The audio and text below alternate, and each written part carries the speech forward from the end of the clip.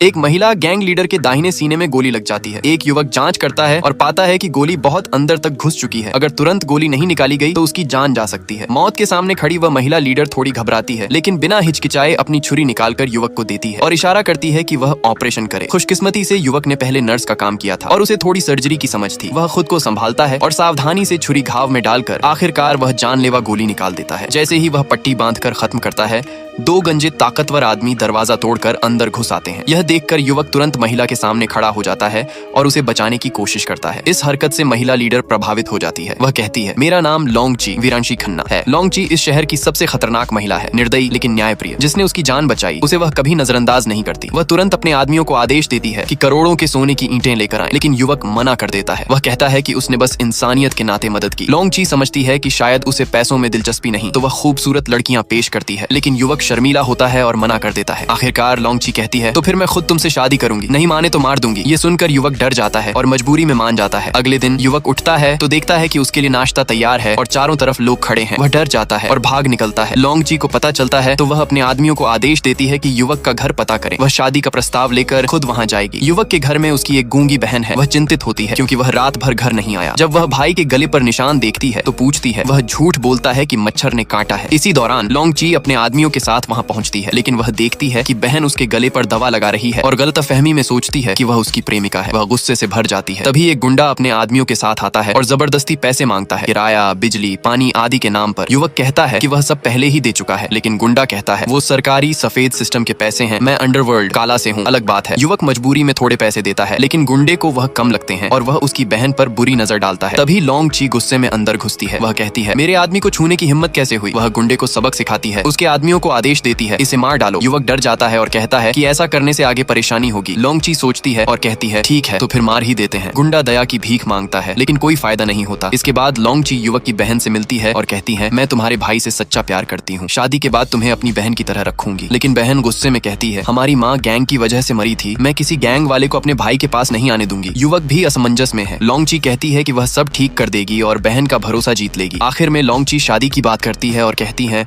अगर वो मुझसे शादी नहीं करेगा तो मैं उससे शादी कर लूंगी। वह भारी भरकम दहेज लेकर आती है, गाड़ियां, बंगले, सब कुछ, लेकिन बहन अब भी विरोध करती है।